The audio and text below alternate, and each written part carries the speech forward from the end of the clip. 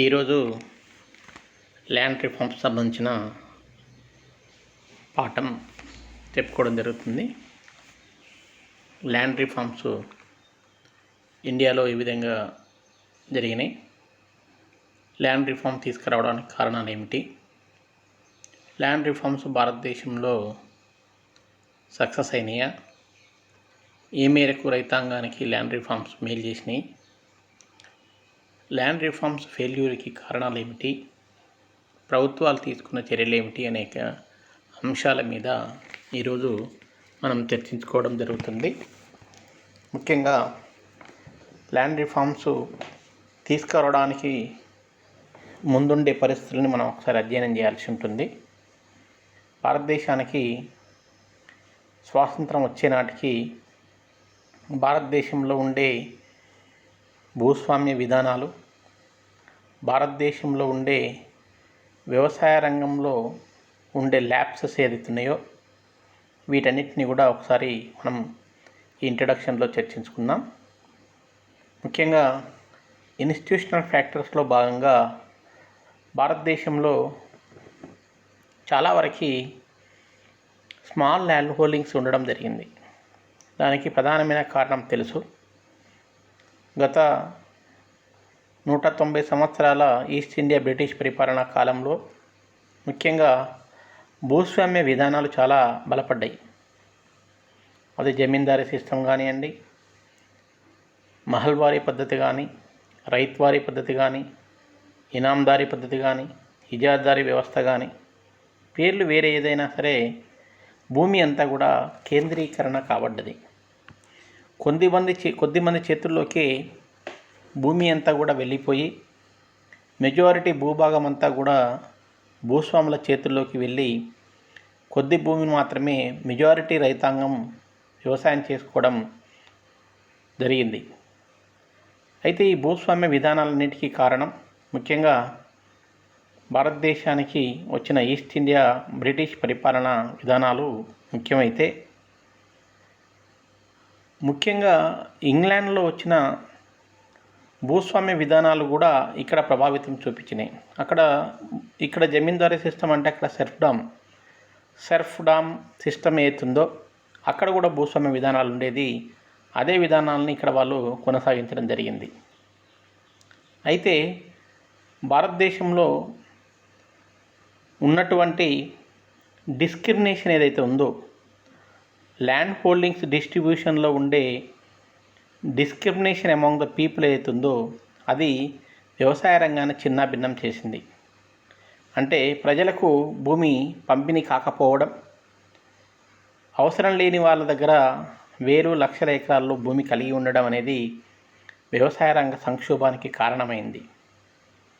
సరాసరిగా భారతదేశంలో సగటు భూకమతం యొక్క పరిమాణం చిన్న ఉపాంత రైతుల దగ్గర ఉన్న కమతం పరిమాణం ఎంత అంటే 0.4 హెక్టార్స్, దాదాపుగా 1 ఎకరం. యావరేజ్గా 1.4 ఎకర్స్ ఆఫ్ ల్యాండ్ భారతదేశంలో ఉంది. ఈ కంపేర్ టు అదర్ కంట్రీస్ ఇది చాలా తక్కువ. కాబట్టి ఇది ఒక కారణం.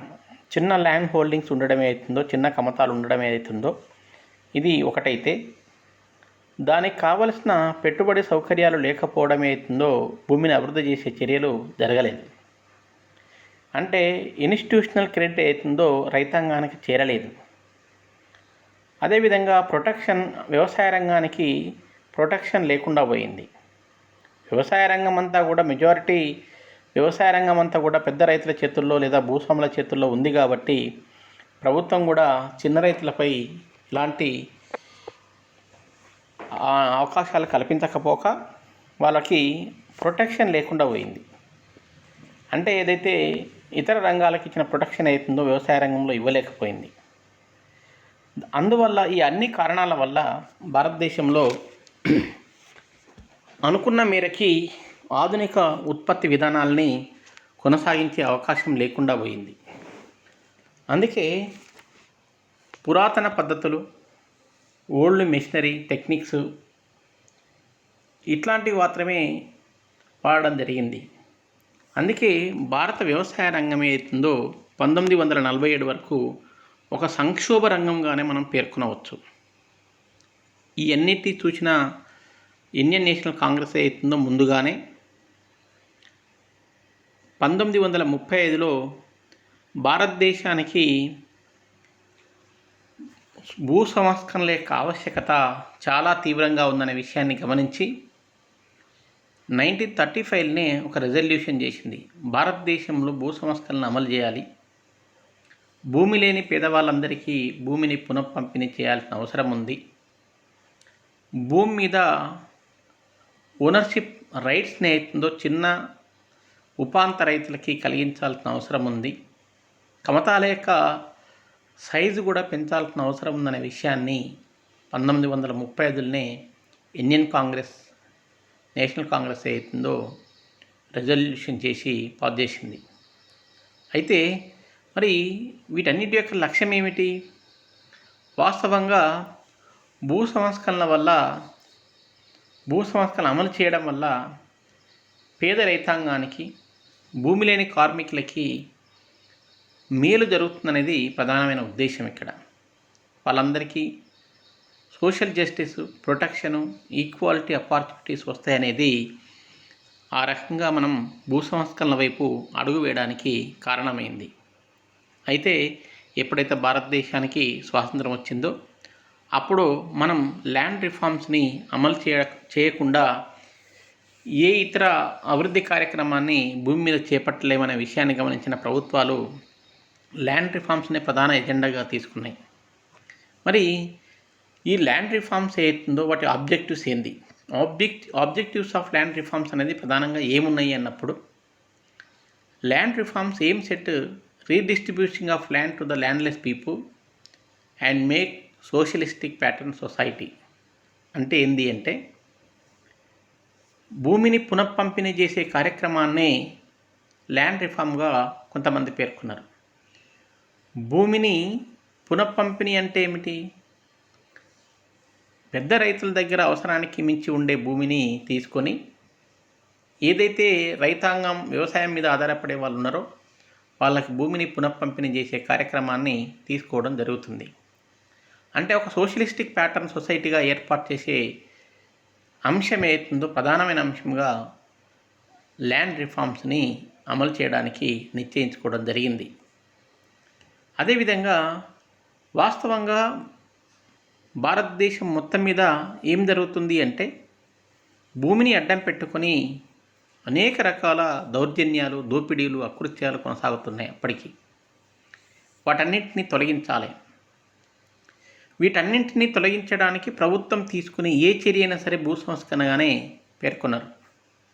అంటే భూమిని అడ్డం పెట్టుకొని భూస్వాములు కానీ, పెద్ద రైతాంగం కానీ, దేశ్ముఖులు, దేశాయిలు, సర్దేశాయిలు ఎవరైతే ఉన్నారో వాళ్ళు చేసే అనాగరిక చర్యలన్నింటినీ తొలగించి వేసి రైతాంగానికి భూమి మీద హక్కులు కల్పించే చర్యలు అవుతున్నాయో వాటిని భూ సంస్కరణగా పేర్కొనవచ్చు.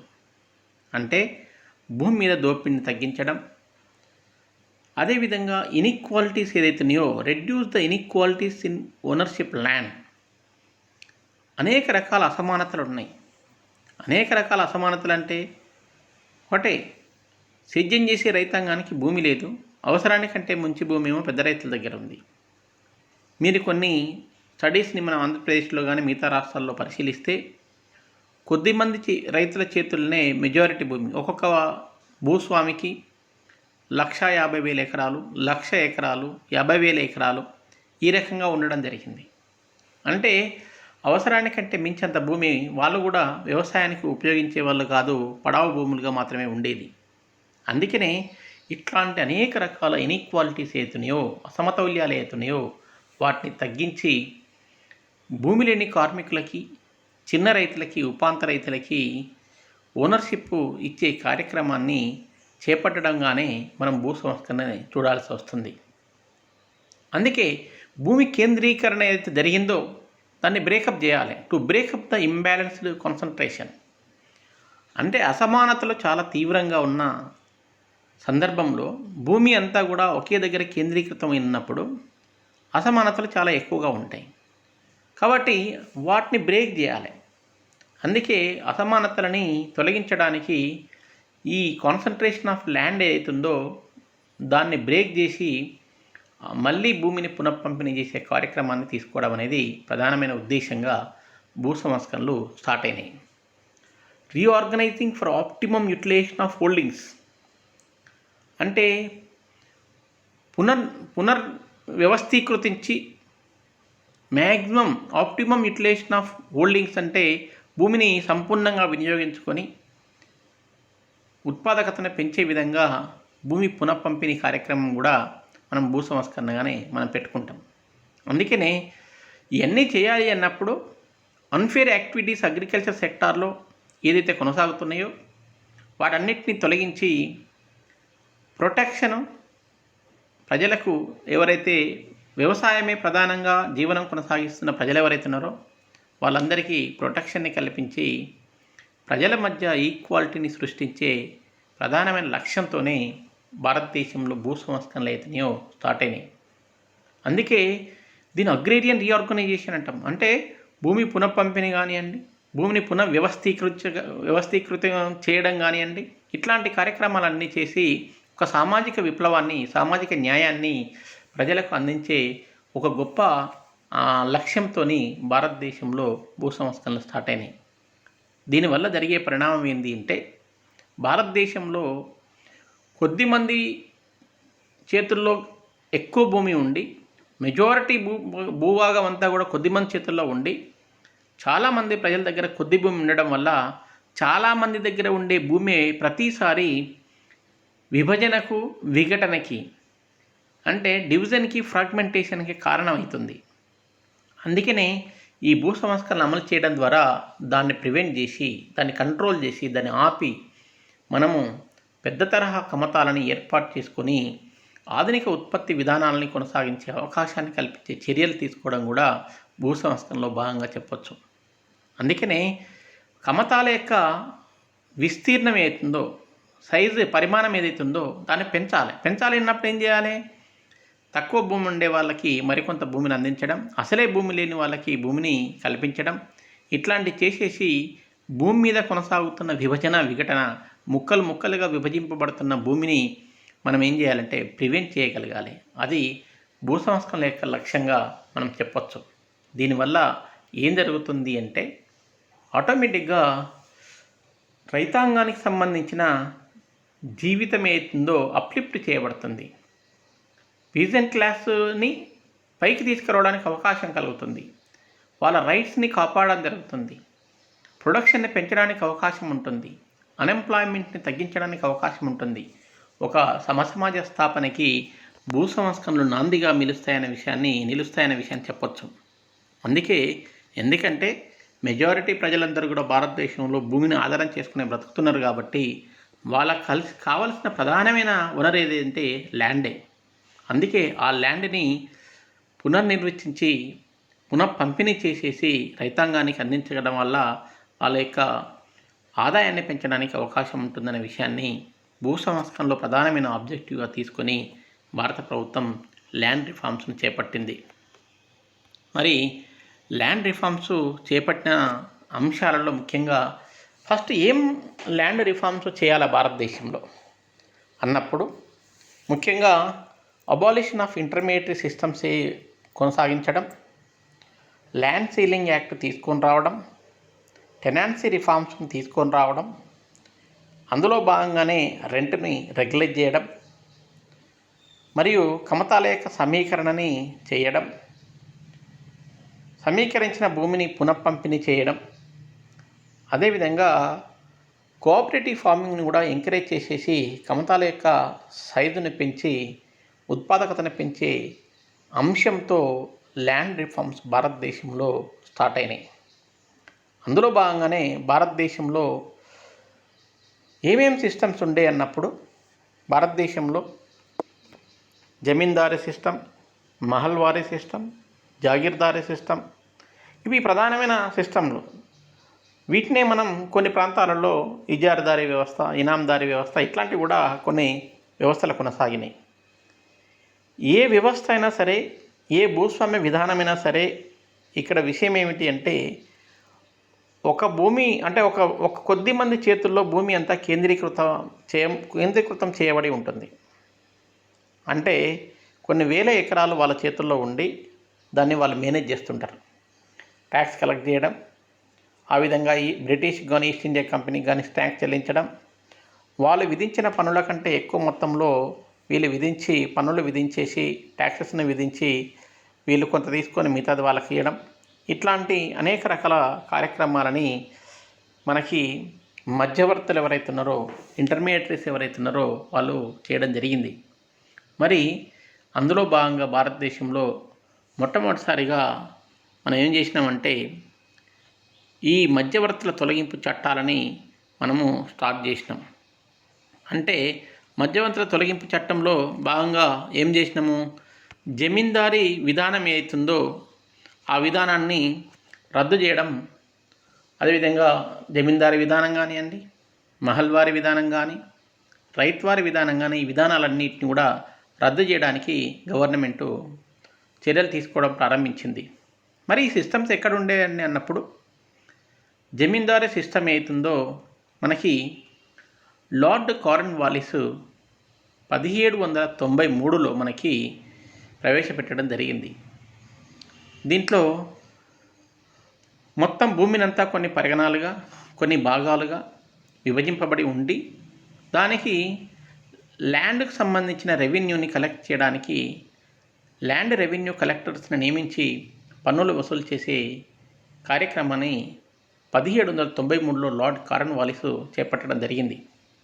ఎప్పుడైతే భారతదేశంలో ఈస్ట్ ఇండియా కంపెనీ పరిపాలన స్టార్ట్ అయిందో అప్పటి నుంచే మన భారతదేశానికి సంబంధించిన భూభాగంపై వాళ్ళ ఆధిపత్యం కొనసాగి ల్యాండ్ సిస్టంలో అవుతున్నాయో ఆ ల్యాండ్ సిస్టంలో జమీందారీ సిస్టమ్ని, అంటే జమీనుకు ఒక వ్యక్తి అధికారిగా ఉండడం లేదా దాని మీద యాజమాన్య హక్కు కలిగి ఉండి మిగతా వాళ్ళందరినీ కంట్రోల్ చేస్తాడు. అంటే 100 గ్రామాలకి, 50 గ్రామాలకి, 150 గ్రామాలకి ఇట్లా ఒక జమీందారీ ఉండి ఆ జమీందారీ చెప్పిన ట్యాక్స్ని, అంటే ట్యాక్స్ విధించేవారు.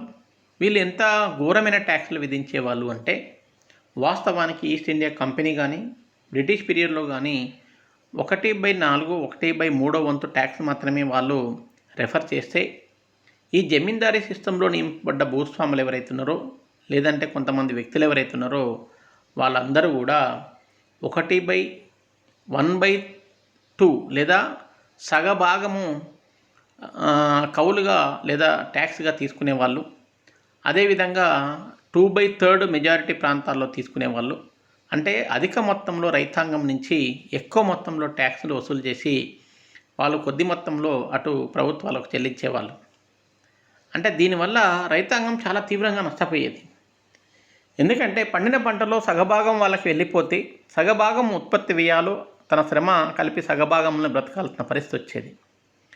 కొన్ని సందర్భాల్లో పంటలు పండకపోతే ఈ సంవత్సరం పంట పండకపోతే ఈ సంవత్సరము వచ్చే సంవత్సరం కలిపి వచ్చే సంవత్సరమే ట్యాక్స్ వసూలు చేస్తే పండిన పంట మొత్తం కూడా జమీందారులు తీసుకుని వెళ్ళేవారు.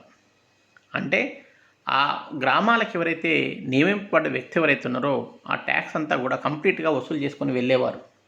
దీనివల్ల రైతాంగం అత్యంత ఘోరమైన దోపిడీకి, దౌర్జన్యాలకు గురి చేయబడ్డారు. అందుకే సిస్టంలో ఎక్కడైనా సరే భారతదేశం మొత్తం మీద అన్ని సిస్టంలో జరిగింది ఇదే ప్రధానంగా జరిగింది.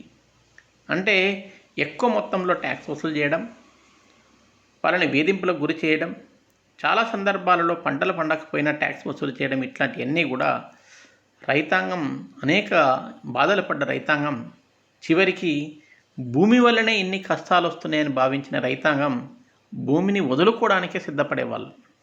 అట్లా వదులుకున్న భూమి అంతా కూడా మళ్ళీ భూస్వామి దగ్గరికే చేరేది. అంటే ఈ రకంగా భారతదేశంలో ముఖ్యంగా జమీందారీ వ్యవస్థ అవుతుందో నార్త్ ఇండియాలో స్టార్ట్ అయిన జమీందారీ వ్యవస్థ నార్త్ ఇండియాలో ఎక్కువగా ప్రాచుర్యంలో ఉండేది. అదేవిధంగా చాలా ప్రాంతాల్లో ఈ జమీందారీ వ్యవస్థ కొనసాగింది. మహల్వారీ టెన్యూర్ అనేదాన్ని విలియం బెంటిక్ అనే వ్యక్తి 1833లో మనకి భారతదేశంలో గవర్నర్ జనరల్ విధించడం జరుగుతుంది. ముఖ్యంగా సెంట్రల్ ఇండియా, ఆగ్రా, పంజాబ్, అవధ్ ఈ ప్రాంతాలలో ఇది ఎక్కువగా అందుబాటులో ఉండేది. అయితే ఇక్కడ ప్రధానమైనది ఏంటి అంటే ఒక విలేజ్కి ఒక ట్యాక్స్ కలెక్టర్ ఉంటాడు, లుంబేదార్. ఆయన శ్యామ్లత్ అనే పేరుతోనే ట్యాక్స్ వసూలు చేసేవాళ్ళు. అంటే వాళ్ళు చెప్పిన ఆ విలేజ్లో ఆయనకు అనుకూలంగా ఉన్న వ్యక్తులకు ఒక ట్యాక్సు, లేని వ్యక్తులకు మరొక ట్యాక్సు వాళ్ళ ఇష్టరీతిగా ఉండేది. అంటే విలేజ్ యూనిట్గా ఒక ట్యాక్స్ సిస్టమ్ ఉండేది. అందుకనే మహల్వారీ సిస్టమ్ కూడా జమీందారీ సిస్టమ్ లాగానే ఒక వ్యక్తి చేతుల్లో అధికారం ఉండి ఇష్టారీతిన ట్యాక్సులు వసూలు చేసే అవకాశం అవుతుందో మహల్వారీ సిస్టంలో ఉండేది. మిగతాది రైత్వారీ సిస్టమ్ ఏతుందో, రైత్వారీ పద్ధతి ఏదైతుందో అది మద్రాసు రాష్ట్రంలో 1772లో ప్రవేశపెట్టడం జరిగింది. మిగతా సిస్టంల కంటే ఇది కొద్దిగా మెరుగైన సిస్టమే అయినప్పటికీ ఇక్కడ కూడా మనకి రైతాంగం దోపిడీకి గురి చేయబడ్డారు. ఎందుకంటే రైతులు తప్పనిసరిగా ట్యాక్స్లు వసూలు చేయడం, రైతులకు పంటలు పండకపోయినా ఎగ్జామ్షన్ ఉండకపోవడం, అన్ని సంవత్సరాలు ట్యాక్సులు కలిపి పండినప్పుడే వసూలు చేయడం, ఇట్లాంటివన్నీ కూడా ఈ సిస్టంలో కూడా కొనసాగినాయి. వ్యవస్థలో ఏ పద్ధతి అయినా సరే, అదే జమీందారీ పద్ధతి కానివ్వండి, మహల్వారీ పద్ధతి కానీ, మద్రాసు రాష్ట్రానికి సంబంధించి మద్రాసు రాష్ట్రము, సెంట్రల్ ఇండియా, బాంబే, బేరర్ ఇట్లాంటి ప్రాంతాల్లో కొనసాగిన రైత్వారీ పద్ధతి కానీ, ఇవన్నీ కూడా రైతాంగాన్ని తీవ్ర ఇబ్బందులకి గురి చేసిన పద్ధతులే అని చెప్పొచ్చు. అంటే రైతులకు హక్కులు లేవు, రైతులకు ఏ రకంగా కూడా సరైన విధంగా ట్యాక్స్ పాలసీ అమలు చేసేవాళ్ళు కాదు. అధిక మొత్తంలో పన్నులు వసూలు చేయడం ఇట్లాంటివన్నీ చేసేసి రైతాంగాన్ని అనేక రకాల ఇబ్బందులకు గురి చేసిన సందర్భం మనకు ఈ సిస్టమ్స్ పద్ధతుల్లో కనిపిస్తుంది. ఎప్పుడైతే భారతదేశానికి స్వాతంత్రం వచ్చిందో మొట్టమొదటిసారిగా జమీందారీ పద్ధతికి సంబంధించి లేదా మధ్యవర్తుల తొలగింపు చట్టాలకు సంబంధించి మొట్టమొదటి యాక్ట్ ఏదైతుందో మద్రాసు రాష్ట్రంలో 1948లో చేయడం జరిగింది. Abolition of intermediate started in Madras. First సారి భారతదేశం మొత్తం మీద జమీందారీ అబాలిషన్ యాక్ట్ అవుతుందో 1950 చాలా ప్రధానమైంది. అంటే జమీందారులకు ఎవరైతే ట్యాక్స్ వసూలు చేసే అధికారం ఏదైతుందో ఆ అధికారాలు రద్దు చేసేసి రైతాంగానికి వాళ్ళకు సంబంధించిన భూమి మీద చట్టబద్ధ యాజమాన్య హక్కులు కల్పించే విధంగా ప్రయత్నాలు చేయడం అనేది మొట్టమొదటిసారిగా జమీందారీ అబాలిషన్ యాక్ట్ 1950 ద్వారా జరగడం స్టార్ట్ అయింది. ఆ తర్వాత మరి ఈ రకంగా జరిగినప్పుడు చాలామంది జమీందారులు భూములు కోల్పోవాల్సి వచ్చింది. చాలామంది రైతాంగానికి ఓనర్షిప్ రైట్ రావడం జరిగింది. అయితే భారతదేశంలో జరిగిన పరిణామం ఏమిటి అంటే ప్రపంచ దేశాల్లో ఎక్కడ కూడా, ముఖ్యంగా కమ్యూనిస్ట్ దేశాల్లో ఎక్కడ కూడా జమీందారులకు, జాగీర్దారులకు, మహల్వారీలకు ఎక్కడ సరే ఇనాందారులకు, దేశముఖులకు, దేశాయాలకు, సర్దేశాయాలకు ఎక్కడ కూడా కంపెన్సేషన్ పెయిడ్ చేయలేదు. కానీ ఇండియాలో మాత్రం వాళ్ళ భూములు తీసుకున్నందుకు కానీ, చట్టబద్ధ యాజమాన్య హక్కులు తొలగించినందుకు కానీ, వాళ్ళకు ఎలాంటి హక్కులు లేకుండా చేసినందుకు కానీ భారతదేశంలో కాంపెన్సేషన్ పే చేయాల్సిన పరిస్థితి వచ్చింది. కానీ చైనా, రష్యా, యుగోస్లేవియా ఎక్కడ కూడా డైరెక్ట్గా జమీందారీ వ్యవస్థల్ని రద్దు చేసి ఆ ప్రభుత్వాలు భూములు స్వాధీనం చేసుకొని మళ్ళీ పునఃపంపిణీ చేసే కార్యక్రమాన్ని స్వీకారం చుట్టినాయి. కానీ భారతదేశంలో మాత్రం కొంతమేరకి ఇక్కడ రైతాంగానికి మళ్ళీ కొంత ఇబ్బంది జరిగింది. అయితే ఎప్పుడైతే ప్రభుత్వాలు తీసుకునే చర్యతోని చాలామంది కోర్టులను ఆశ్రయించడం రావడం జరిగింది. మరి హైకోర్టు, ఆ తర్వాత సుప్రీంకోర్టుకు వెళ్ళడం జరిగింది. సుప్రీంకోర్టులో కూడా వాళ్ళకు కంపెన్సేషన్ చెల్లించాల్సిందే అని చెప్పేసి జడ్జిమెంట్ రావడం వల్ల గవర్నమెంట్ నిర్ణయించిన దానికంటే ఎక్కువ మొత్తంలో వాళ్ళు బెనిఫిట్ పొందడం జరిగింది. ఆ రకంగా కూడా జమీందారులకు కొంత మేలే జరిగింది. వాళ్ళకి జమీందారీ సిస్టంలో కంపెన్సేషన్ని 10 నుంచి 30 సంవత్సరాల కాలంలో టైంలో పే చేసే విధంగా బాండ్స్ కూడా ఇష్యూ చేయడం జరిగింది. అంటే జమీందారులకు పెద్దగా నష్టం ఏం జరగలే. నెక్స్ట్ రిఫార్మ్స్లో ముఖ్యంగా టెనాన్సీ రిఫార్మ్స్. టెనెన్సీ రిఫార్మ్స్లో మరి టెనెంట్స్ ఎంతమంది ఏ రకంగా ఉంటారనే విషయాన్ని చూస్తే ఆక్యుపెన్సీ టెనెంట్స్ ఉంటారు, వాళ్ళనే పర్మనెంట్ టెనెంట్స్ అంటారు. టెంపరరీ టెనెంట్స్ ఉంటారు, వాళ్ళనే టెనెంట్స్ అట్ విల్ అంటారు. సబ్ టెనెంట్స్ అంటే 3 రకాలుగా టెనెన్సీ సిస్టంలో శాశ్వత కౌలుదారులు, అదేవిధంగా టెంపరరీ కౌలుదారులు అంటే భూస్వామి యొక్క అనుగ్రహంతో ఉండేవాళ్ళు అని అర్థం. మళ్ళీ ఉప కౌలుదారులు అంటే శాశ్వత కౌలుదారుల దగ్గర పనిచేసే ఇతర వాళ్ళు కౌలుదారులు. శాశ్వత కౌలుదారే భూమిని భూస్వామి దగ్గర నుంచి తీసుకొని చేస్తే పర్మనెంట్ టెనెంట్ దగ్గర తీసుకొని భూమిని చేసే వాళ్ళని ఉప కౌలుదారులు లేదా సబ్ టెనెంట్స్ అంటారు. ఈ అన్నింటిలో కూడా భారతదేశం మొత్తం మీద భూమికి చెల్లించాల్సిన ట్యాక్స్ ఏదైతే ఉందో దాన్ని బతాయి అంటారు. షేర్ అది ఎక్కువ మొత్తంలో భారతదేశంలో వసూలు చేశారు. చెప్పినా కదా ఇంతకుముందు చెప్పినట్లుగానే 1/2 అంటే సగభాగం లేదా 2/3 ఈ రకంగా వాళ్ళు షేరు కౌలు వసూలు చేసేవాళ్ళు. అంటే భారతదేశంలో దీనికి అనుగుణంగానే అందుకని అనేక ఉద్యమాలు కొనసాగినాయి. భూస్వాముల దోపిడీలకు వ్యతిరేకంగా వాళ్ళు పండించిన పంట అంతా తీసుకుని దోపిడీ చేయబడుతుంటే జరిగిన ఉద్యమాలు కోకొల్లుగా మనకు కనిపిస్తాయి చరిత్రలో. అదేవిధంగా ఇంకొక రకం ఏమిటి అంటే ఇన్ఫార్మల్ ఆర్ ఓరల్ టెనెన్సీ. ఉత్తన మాట మీద భూమిని సాగు చేసే రైతాంగం కూడా కొంత మేరకు ఉంటారు. వాళ్ళని ఇన్ఫార్మల్ ఓరల్ టెనెన్సీ కూడా కనిపిస్తుంది. కానీ ప్రధానంగా permanent tenants, temporary tenants, sub tenants అనే భాగాలుగా విభజింపబడి టెనెంట్స్ ఉండేవాళ్ళు. మరి వీళ్ళు భారీ మొత్తంలో ట్యాక్స్లు చెల్లించుకోవడం జరిగేది. అందుకనే ఈ టెనెన్స్ సిస్టంలో రిఫార్మ్స్ ఏం తీసుకొచ్చిందంటే భారతదేశం మొత్తం మీద టెనెంట్స్ అంతకంటే ముందు ఉండే పద్ధతులన్నింటినీ రద్దు చేసిన ప్రభుత్వం దేశవ్యాప్తంగా 1/4 లేదా 1/5 వంతు మాత్రమే రెంట్ చెల్లించే విధంగా, కౌలు చెల్లించే విధంగా రిఫార్మ్స్ తీసుకొని వచ్చింది ప్రభుత్వం. 1/4, 1/5 2 పంటలు పండి సారవంతమైన భూములుండి కొన్ని ఏరియాల్లో, చాలా తక్కువ ఏరియాల్లో మాత్రమే 1/3 వంతు రెంట్ని ప్రభుత్వం ప్రపోజ్ చేసింది. కానీ మిగతా అన్ని ప్రాంతాల్లో కూడా 1/4 లేదా 1/5 మాత్రమే టెనెంట్స్కి సంబంధించి కౌలు ఏదైతుందో ఆ రకంగా వసూలు చేయడానికి చట్టబద్ధత కల్పించింది. ఎవరైతే శాశ్వత కౌలుదారులు ఎవరైతే ఉన్నారో చాలా సంవత్సరాల నుంచి భూమిని అంటిపెట్టుకుని ఉంటున్న వాళ్ళందరికీ చట్టబద్ధ యాజమాన్య హక్కులు కల్పించింది ప్రభుత్వం. దున్నేవాడిదే భూమి అనే లక్ష్యంతో ప్రభుత్వాలు టెనెంట్స్ అందరికి కూడా భూమి మీద రైట్స్ని కల్పించింది. ఎప్పటి నుంచో కొనసాగుతున్న వెట్టి చాకిరీ వ్యవస్థని నిర్మూలించింది. చాలామందికి భారతదేశంలో ఈ టెనెన్సీ రిఫార్మ్స్ అవుతుందో ఈ టెనెన్సీ రిఫార్మ్స్ ద్వారా పక్కాగా భూమిని కౌలుకు తీసుకొని కౌలుకి క్రమబద్ధీకరణ చేయడం జరిగింది. కౌలు పరిమాణాన్ని నిర్ణయించడం జరిగింది. కౌలుకు సంబంధించిన చట్టాలను తీసుకోవడం జరిగింది. భూమి కౌలు చేసే రైతాంగానికి రైట్స్ని ఇవ్వడం జరిగింది. ఈ రకంగా టెనెన్సీ రిఫార్మ్స్ తీసుకొచ్చిన ప్రభుత్వం రైతాంగానికి బెతాయి లేదా ట్యాక్స్ అవుతుందో బాగా తగ్గించడం జరిగింది. అది ఒక చర్య.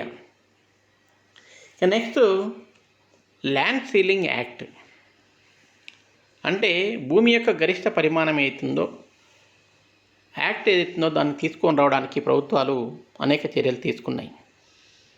ఎప్పుడైతే వాస్తవంగా భారతదేశానికి స్వాతంత్రం వచ్చిన తర్వాత మద్రాసు రాష్ట్రంలో మొట్టమొదటిసారిగా అబాలిషన్ ఆఫ్ ఇంటర్మీడియరీస్ స్టార్ట్ అయినాయో, మధ్యవర్తుల తొలగింపులు స్టార్ట్ అయినాయో, జమీందారీ అబాలిషన్ యాక్ట్ 1950లో వచ్చిందో అప్పటి నుంచే ల్యాండ్ సీలింగ్ యాక్ట్కు బీజం పడింది. చాలా ప్రభుత్వాలు ఏదో ఒక రకంగా భూమి మీద నియంత్రణ తీసుకొని వచ్చి భూస్వాములని, జమీందారులని, జాగీర్దారులని భూమి నుంచి తొలగించి ఆ రకంగా చాలామందికి భూమి పునఃపంపిణీకి కార్యక్రమాలకు శ్రీకారం చుట్టింది. అయితే దేశవ్యాప్తంగా ఒక్కొక్క ప్రభుత్వం ఒక రకంగా అమలు చేస్తుండేది. ఒక్కొక్క ఏరియాలో ఒక రకమైన చట్టం ఉండేది. అయితే దీన్ని గమనించిన భారత ప్రభుత్వం ఏం చేసింది అంటే ఒక ల్యాండ్ సీలింగ్కి దేశవ్యాప్తంగా ఒకే రకమైన సిస్టమ్ ఉండాలని చెప్పేసి 1972లో ముఖ్యమంత్రుల సమావేశాన్ని ఏర్పాటు చేసి 1973 నుంచి కామన్ ల్యాండ్ సీలింగ్ యాక్ట్ ఒకటి తీసుకొని వచ్చింది. అంటే భారతదేశం మొత్తం మీద భూమిని అంతా కూడా వర్గీకరించింది. ఏ రకంగా వర్గీకరించింది? ఏ నుంచి కే వరకు వర్గీకరించిన భూమిని ఏ భూమి ఎంత ఉండాలి, ఏ కేటగిరీ భూమి ఎంత ఉండాలి, బి ఎంత ఉండాలి, సి ఎంత ఉండాలి, ఇట్లా అనేక విషయాల్ని భారత ప్రభుత్వం కేటగరైజ్ చేసింది. అంటే ఒక వ్యక్తికి ఏ రకమైన భూమి అయినా సరే అది 18 నుంచి 54 ఎకరాలకు మించి ఉండడానికి వీలు లేదు. సారవంతమైన భూమి, 2 పంటలు పండే భూమి అయితే 18 ఎకరాలు, కేవలం వర్షపాతం మీదనే ఆధారపడే భూమి అయితే 54 ఎకరాలు. అంటే ఈ రెండింటి మధ్యనే 18 నుంచి 54 ఎకరాలకు మించకుండా భారతదేశంలో ల్యాండ్ సీలింగ్ యాక్ట్ గరిష్ట పరిమితిని విధించింది. గరిష్ట పరిమితిని విధించినప్పుడు ప్రభుత్వం ఏం చేసింది అంటే 5 సభ్యులతో కూడిన ఒక ఫ్యామిలీని ఒక యూనిట్గా చేసింది. కుటుంబ సభ్యులు 5 కుటుంబ సభ్యులతోని కూడిన ఫ్యామిలీ ఏదైతుందో ఒక యూనిట్, అంటే తల్లి, తండ్రి, 3 పిల్లలు. ఒకవేళ మైనారిటీ తీరిన పిల్లలుంటే వాళ్ళని ఎక్స్ట్రా మెంబర్గా కేటాయించి ఎక్స్ట్రా ల్యాండ్ని అలాట్ చేయడం జరిగింది. అట్లా భారతదేశంలో 5 కుటుంబ సభ్యులకు ఒక యూనిట్గా చేసి అంతకంటే ఎక్కువ భూమిని కలిగి ఉండడానికి వీల్లేదని చెప్పేసి ప్రభుత్వం ఆ రకంగా నిర్ణయించడం జరిగింది. అదేవిధంగా ఇందులో గవర్నమెంట్ ఏం చేసింది అంటే కొన్ని ఎగ్జంప్షన్స్ ఇచ్చింది. ఏం ఎగ్జంప్షన్స్ ఇచ్చింది? గవర్నమెంట్ ఇన్స్టిట్యూషన్స్ కానీ, గవర్నమెంట్ స్కూల్స్, కాలేజెస్ కానీ, రీసెర్చ్ సెంటర్స్ కానీ, గవర్నమెంట్ ఆఫీసెస్ కానీ, పండ్ల తోటలు కానీ, కాఫీ, టీ ఎస్టేట్స్ ఇట్లాంటివి కానీ ఉన్నప్పుడు గరిష్ట భూ పరిమితి చట్టం నుంచి మినహాయింపబడతాయి అనే విషయాన్ని చెప్పడం జరిగింది. ఈ రకంగా భారతదేశం మొత్తం మీద ఇప్పటివరకు భారతదేశంలో దాదాపుగా 75 లక్షల ఎకరాల భూమిని మిగులు భూమిగా గుర్తించిన ప్రభుత్వం అందులో 65 లక్షల సుమారుగా 65 లక్షల ఎకరాలని స్వాధీనం చేసుకొని దాదాపుగా 55 లక్షల ఎకరాల భూమిని ల్యాండ్ సీలింగ్ యాక్ట్ ద్వారా పంపిణీ చేయడం జరిగింది. అయితే అనుకున్న విధంగా మనం భారతదేశం ఏదైతుందో అంతకంటే భారీ మొత్తంలో ల్యాండ్ని అక్వైర్ చేయాల్సిన అవసరం ఉండేది. కానీ ఇందులో ఉండే అనేక లోటుపాట్లు అవుతున్నాయో ల్యాండ్ సీలింగ్ యాక్ట్ అనుకున్న విధంగా పనిచేయకపోవడానికి అడ్డంకులు కల్పించింది అనే విషయాన్ని చెప్పొచ్చు ఇక్కడ. ఎందుకంటే మామూలుగా భూమి అవుతుందో ఎప్పుడైతే భూమి ల్యాండ్ సీలింగ్ యాక్ట్ పరిధిలోకి వస్తుందని తెలిసిందో అప్పుడే చాలా వరకు ఇల్లీగల్ ట్రాన్స్ఫర్స్, మాలాఫైడ్ ట్రాన్స్ఫర్స్ జరిగినాయి. భూస్వాములు ఏం చేశారంటే తన భూమిని అనేక మంది పేర్ల మీద, తెలిసిన వ్యక్తుల పేర్ల మీద, వాళ్ళ ఫ్యామిలీ మెంబర్స్ పేరు మీద, వాళ్ళ ఇంట్లో పనిచేసే మనుషుల పేరు మీద, వాళ్ళు రకరకాల పేర్లతో భూమిని అంతా కూడా ట్రాన్స్ఫర్ చేయడం జరిగింది. బినామీ ట్రాన్స్ఫర్స్ కోకొల్లలుగా జరిగినాయి. అదేవిధంగా భారత ప్రభుత్వం ఏదైతే ఎగ్జంప్షన్స్ కల్పించిందో పండ్ల తోటలకు కానీ, కాఫీ, టీ ఎస్టేట్స్ కానీ, విద్యా సంస్థలకు కానీ ఏదైతే ఎగ్జంప్షన్ ఇచ్చిందో దాన్ని పూర్తి స్థాయిలో భూస్వాములు వాడుకున్నారు. అంటే వాళ్ళకు సంబంధించిన భూభాగంలో తోటలు ఉన్నట్లుగా అప్పటికప్పుడు విద్యా సంస్థలు స్థాపించినట్లుగా రికార్డులు సృష్టించడం జరిగింది. ఆ రకంగా చాలా వరకు భూమిని కోల్పోకుండా చేసుకోగలిగారు. రెండవది, భార్య భర్తలకు సంబంధించి ఏమైనా విభేదాలుండి కోర్టు ద్వారా విడిపోతే భార్యని ఒక యూనిటు, భర్తని ఒక యూనిటు అట్లా చేయడం జరిగింది. 2 భార్యలు ఉంటే వేర్వేరు యూనిట్లుగా చేయడం జరిగింది. ఇట్లా దేశవ్యాప్తంగా చాలామంది భూస్వాములు కోర్టుకు వెళ్ళి డైవర్స్ పొందిన పత్రాలు సమర్పించి భూమిని కోల్పోకుండా భార్యాభర్తలు on paper they are divided, కానీ వాస్తవంగా వాళ్ళు విడిపోరు, కలిసే ఉంటారు. అట్లా ఉదాహరణకు 54 ఎకరాల భూమి మాత్రమే కుటుంబానికి వచ్చేది అవకాశం ఉంటే, భార్యాభర్తలు విడిపోవడం వల్ల వచ్చే భూమి అవుతుందో మరొక అదనంగా 54 ఎకరాలు అంటే 100 ఎకరాల వరకు 108 ఎకరాల వరకు కలిగి ఉండే అవకాశం వాళ్ళకి కలిగింది. అంటే ఈ రకంగా దేశం మొత్తం మీద అనేక రకాల ఎగ్జంప్షన్స్ని పూర్తి స్థాయిలో వాడుకున్న భూస్వాములు ఎవరైతున్నారో భూమిని కోల్పోకుండానే వాళ్ళు కాపాడుకోగలిగారు. మరి ఇట్లాంటి సమస్యల వల్ల ఏదైతే భారతదేశంలో భూమిని సంస్కరించి భూస్వాముల దగ్గర నుంచి భూమిని పేద ప్రజలకు పంచాలనే ఒక మంచి ఉద్దేశం అవుతుందో ఈ రకంగా మనకి తూట్లు పొడవబడింది. అనుకున్న మేరకు లక్ష్యాలని సాధించలేకపోయినాం. దానికి కారణాలు ఏమిటి అన్నప్పుడు అనేక కారణాలు మనకి కనిపిస్తాయి.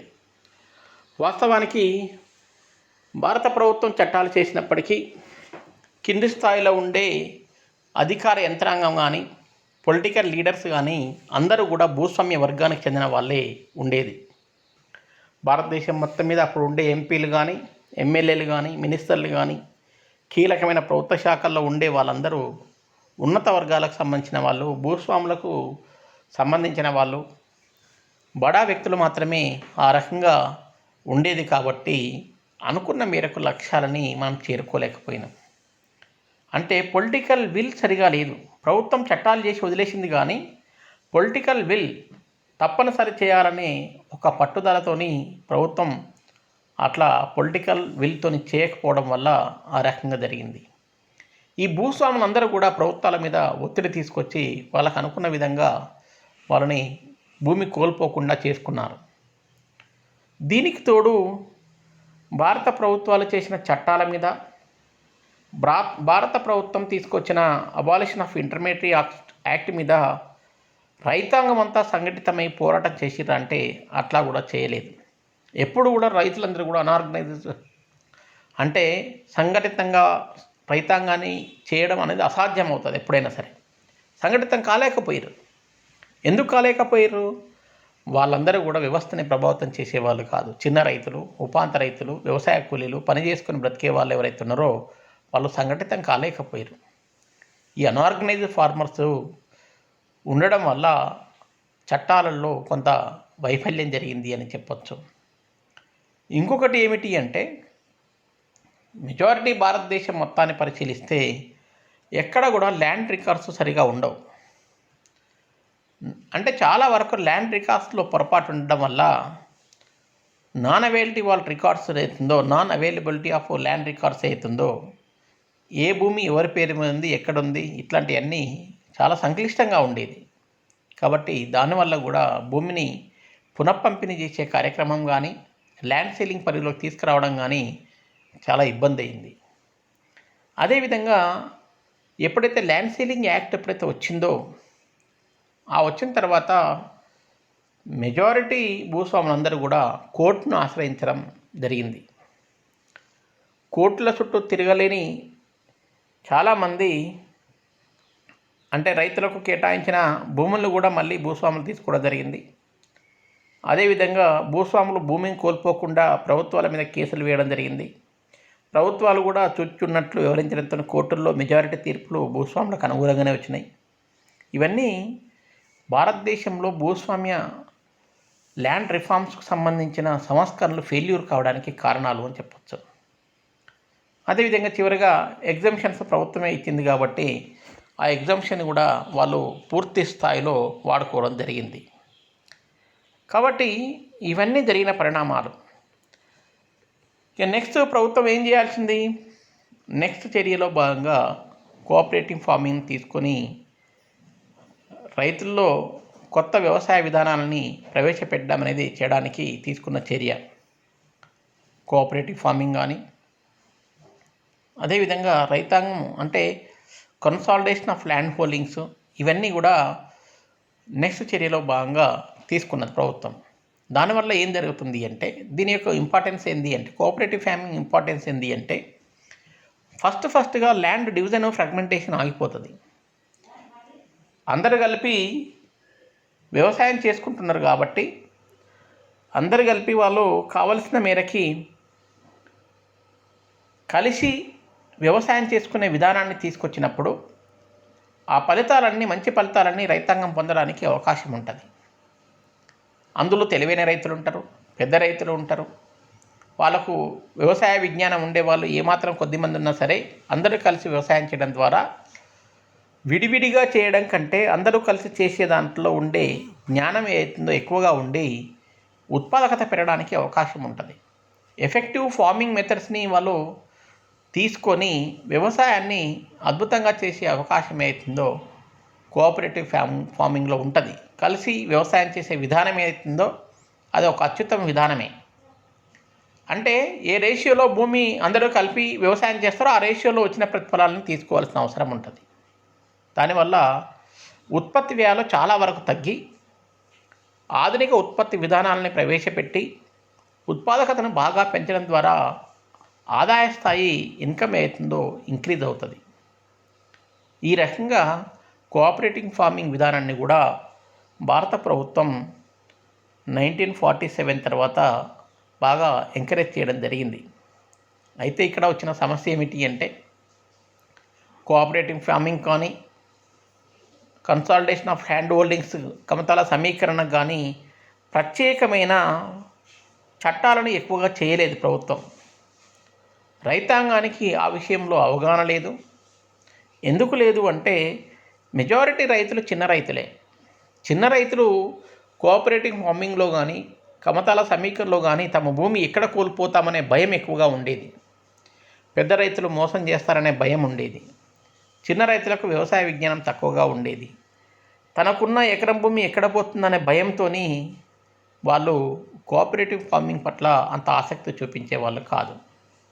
మోరోవర్ ఆ రైతాంగం అంతా చదువుకొని పేద ప్రజలు కాబట్టి వాళ్ళు అంతగా ఆసక్తి ఏదో పండిన పంటే సరిపోతుందన్నట్టుగానే ఉండేది.